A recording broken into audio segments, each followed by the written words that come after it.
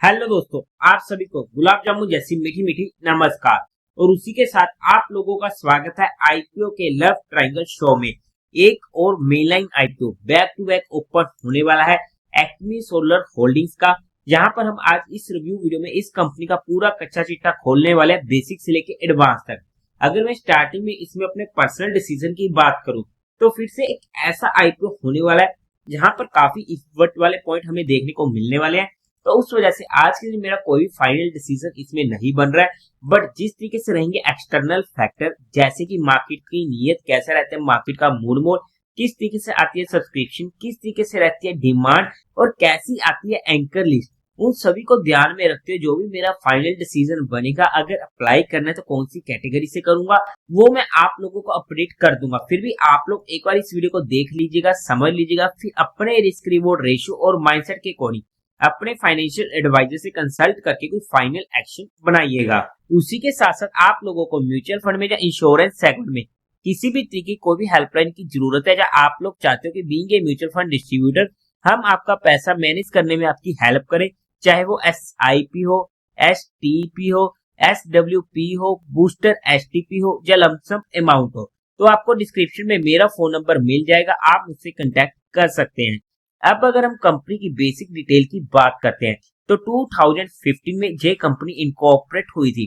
काम की बात करते हैं तो ये कंपनी बिजली प्रोड्यूस करती है। जो भी हम घरों में इलेक्ट्रिसिटी यूज करते हैं तो वो electricity not from coal but from renewable energy sources, मतलब कि विंड एंड सोलर एनर्जी से जो इलेक्ट्रिसिटी प्रोड्यूस की जाती है वो कंपनी का काम ये होने वाला है। और ये लार्जेस्ट प्रोड्यूसर होने वाली है इलेक्ट्रिसिटी की from wind and solar energy. और कंपनी स्पेशलाइज होने वाली है in the development, construction, ownership, operation and maintenance of large scale renewable energy project. Company achieve कर चुकी है through its in house engineering, procurement and construction यानी कि EPC division and operation and maintenance team. Company का revenue generate किया जाता है by selling electricity to various customer including plants supported by the central and state government. काम wise बात करते हैं, अच्छा काम, अच्छा सेगमेंट और एक फ्यूचरिस्टिक सेगमेंट हमें यहाँ पर देखने को मिलने वाला है। मतलब कि काम वाइज में आज के टाइम पर हमें कोई भी दिक्कत देखने को नहीं मिल रही है। और एज ऑफ मार्च 31, 2024 कंपनी के पास 214 परमानेंट एम्प्लॉयज होने वाले हैं। अब अगर हम कंपनी के कुछ इंटरनल रिस्क फैक्टर्स की बात करते हैं तो सबसे पहले जो कंपनी का मेजर रेवेन्यू जनरेट होता है फ्रॉम टॉप 10 ऑफ टेकर्स 2024 में देखने को मिला ऑलमोस्ट 90% का, 2023 में ऑलमोस्ट 89% का एंड 2022 में ऑलमोस्ट 88% के करीब का। ऐसे में कोई भी इनका मेजर ऑफ टेकर इनसे नाराज होता है या कहीं और अपनी सर्विसेज लेना शुरू कर देता है तो उसका हमें कंपनी के ऊपर डायरेक्ट इंपैक्ट देखने को मिल सकता है। सिमिलरली नेक्स्ट पॉइंट, कंपनी अपना मेजर रॉ मटेरियल परचेज करती है एक्मे क्लीन टेक से, जो इनका टॉप सप्लायर होने वाला है, जहां से ऑलमोस्ट 80% का परचेज कर रही है 2024 में और ऑलमोस्ट 70% का देखने को मिल रहा है 2023 एंड 70% का 2022 में। और ऐसे में इस वेंडर के साथ कंपनी का कोई भी रोल पड़ता है, कुछ भी ऐसा वैसा होता है जिससे जब अपना माल देना बंद कर देती है या रोक देती है तो उसका फिर से हमें कंपनी के ऊपर इंपैक्ट देखने को मिलने वाला है। और कंपनी लॉन्ग टर्म एग्रीमेंट में एंटर नहीं हुई है विद देयर सप्लायर्स। इनकी companies Acme cleantech and Acme solar energy को रिसीव हुए थे कुछ सर्टेन ऑफिस ऑर्डर, जहां पर मनी लॉन्ड्रिंग एक्ट 2002 के अंडर कुछ ना कुछ इनके ऊपर इन्वेस्टिगेशन चल रही है। कंपनी के majority of the project locate होने वाले in the state of Andhra Pradesh, Rajasthan and Telangana में, जहां पर ऑलमोस्ट 63% का हमें देखने को मिल रहा है रेवेन्यू इनका 2024 में और 56% के करीब का देखने को मिला है 2023 में एंड 60% के देखने को मिल रहा है 2022 में। और ऐसे में इन स्टेट्स में किसी भी तरीके की कोई भी दिक्कत आती है, जैसे गवर्नमेंट पॉलिसीज का चेंज होना या कोई भी नेचुरल डिजास्टर आना, तो उसका हमें कंपनी के ऊपर इंपैक्ट देखने को मिल सकता है। तो यहाँ पर हमने कुछ कंपनी के इंटरनल रिस्क फैक्टर को स्टडी करने की कोशिश करी है। बाकी आप इनके इंटरनल रिस्क फैक्टर को इनके DRHP में स्टडी आउट कर सकते हैं। अब अगर हम कंपनी के टेंटेटिव टाइम टेबल की बात करते हैं तो IPO ओपन होगा 6 नवंबर को, क्लोज होगा 8 नवंबर को, अलॉटमेंट होगी 11 नवंबर को, रिफंड मिलने शुरू हो जाएंगे या आपके अकाउंट में क्रेडिट हो जाएंगे शेयर इफ फ्लोटेड 12 नवंबर को। लिस्टिंग डेट होने वाली टेंटेटिव 13 नवंबर की। Face value 2 rupees per share की। प्राइस बैंड 275 से 289 रुपीज पर शेयर का। 51 शेयर्स का एक लॉट होने वाला है। टोटल इशू साइज है 2900 करोड़ का, जिसमें से फ्रेश इशू रहेगा 2395 करोड़ का एंड बाकी रिमेनिंग 505 करोड़ का होने वाला है OFS। एम्प्लॉय को डिस्काउंट मिलेगा 27 रुपीज पर शेयर का। BSE NSE दोनों पर ये IPO लिस्ट होने वाला है। कोटा की बात करते हैं तो क्वालिफाइड का 75% का, रिटेल में 10% का, क्योंकि कंपनी को पिछले 3 सालों में से 1 साल में लॉस देखने को मिला है, जिसे हम आगे फाइनेंशियल में चेक करने की कोशिश करेंगे। HNA कैटेगरी का 15% का होने वाला है। लॉट साइज में रिटेल कैटेगरी में एक लॉट है 51 शेयर्स का, जिसकी अमाउंट पड़ेगी 14,739 रुपीज की। स्मॉल HNA में मिनिमम 40 लॉट्स के लिए अप्लाई करना पड़ेगा, जिसकी अमाउंट पड़ेगी 2,06,346 रुपीज की। बिग HNA में 68 लॉट्स के लिए अप्लाई करना पड़ेगा, जिसकी अमाउंट पड़ेगी 10,02,252 रुपीज की। कंपनी के प्रमोटर्स की बात करते हैं तो वहां पर Mamta Upadhyay, Manoj Kumar Upadhyay, Acme Cleantech solution private limited, MKU holding private limited and Upadhyay family trust company के प्रमोटर्स होने वाले हैं। अब अगर हम कंपनी के मेन मुद्दे की बात करते हैं या सीरियस इशू की बात करते हैं तो वो होने वाले कंपनी के फाइनेंशियल। सबसे पहले टोटल असेट 2022 में थे 10,887 करोड़ के, जो इंक्रीज होते थे 30 जून 2024 तक पहुंच चुके 13,985 करोड़ के। डिसेंट ग्रोइंग रेट होने वाली है।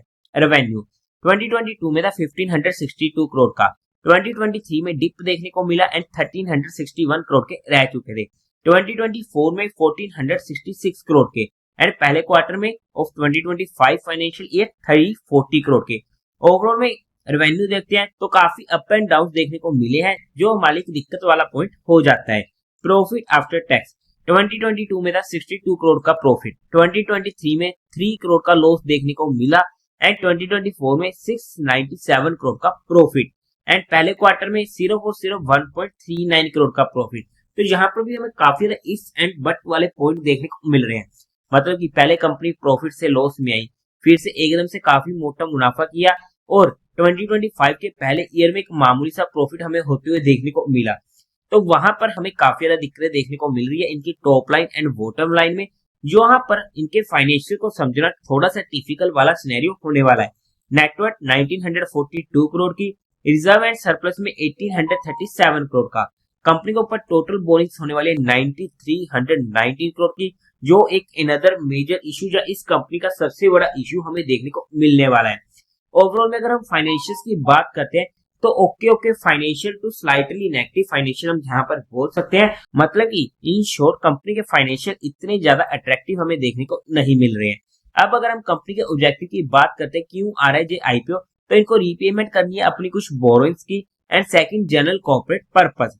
अगर हम कंपनी को फंडामेंटली चेकआउट करने की कोशिश करते हैं तो मार्केट कैपिटलाइजेशन है 17,486 करोड़ की, ROE ऑलमोस्ट 3 का काफी ज्यादा कम है, debt to equity ratio almost 4 का काफी ज्यादा होने वाला है। और एक सीरियस इशू होने वाला है कि अगर कंपनी का डेट आने वाले टाइम में कंट्रोल नहीं होता है, कि जहां पर कंपनी अपने आप को सस्टेन कर पाएगी, जो सबसे बड़ा हमारे लिए सोचने वाला पॉइंट हो जाता है in perspective of long term.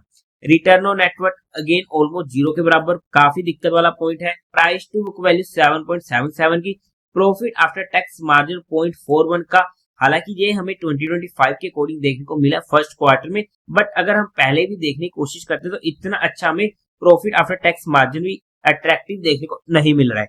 EPS pre I पे 13.36 की, पोस्ट आई पे 0.09 की। फाइनल EPS हमें थोड़ी बहुत ठीक देखने को मिली है pre IPO। PE pre I पे 21.63 की, पोस्ट IPO को हमें यहाँ पर इग्नोर करना पड़ेगा, क्योंकि यहाँ पर हमें कंपनी के प्रॉफिट इतने अच्छे देखने को नहीं मिल रहे हैं फर्स्ट क्वार्टर में। हाउएवर अगर हम कंपनी के फंडामेंटल्स की बात करते हैं तो वहां पर भी हमें दिक्कतें देखने को मिल रही है, इतने इंप्रेसिव देखने को नहीं मिल रहे हैं। कंपनी के अगर हम पीयर टू पीयर कंपटीटर्स की बात करते हैं तो वहां पर अडानी ग्रीन 291 का P, renew energy global PLC 48 का पी।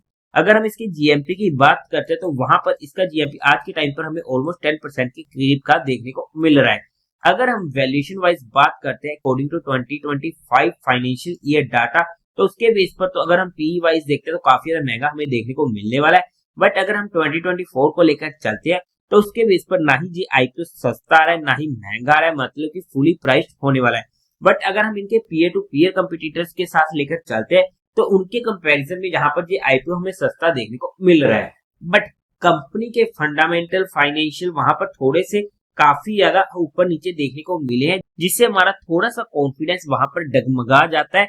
अगर हम लॉन्ग टर्म पर्सपेक्टिव देखते हैं या फिर मार्केट के मूड माहौल को भी ध्यान में रखते हुए लिस्टिंग पर्सपेक्टिव देखते हैं, बट लिस्टिंग में ज्यादा डिपेंड करते हैं कंपनी के एक्सटर्नल फैक्टर की किस तरीके से उसकी डिमांड रहेगी, किस तरीके से वहां पर सब्सक्रिप्शन आती है, किस तरीके से एंकर लिस्ट आती है। तो वहां पर ना थोड़ा सा सेंटीमेंट्स का गेम ज्यादा हो जाता है। बट जो भी मेरा फाइनल डिसीजन होगा वो मैं आप लोगों को प्रेडिक्ट कर दूंगा।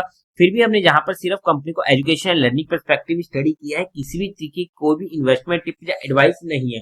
फिर भी आप लोगों को कोई भी काम करना हो एक बार अपने फाइनेंशियल एडवाइजर से कंसल्ट करके कीजिएगा। तो देवी और सज्जनों, उम्मीद है आप लोगों को ये वीडियो अच्छी लगी होगी, तो इस वीडियो को लाइक कीजिएगा, शेयर कीजिएगा और साथ ही साथ चैनल को सब्सक्राइब करें। हर हर महादेव।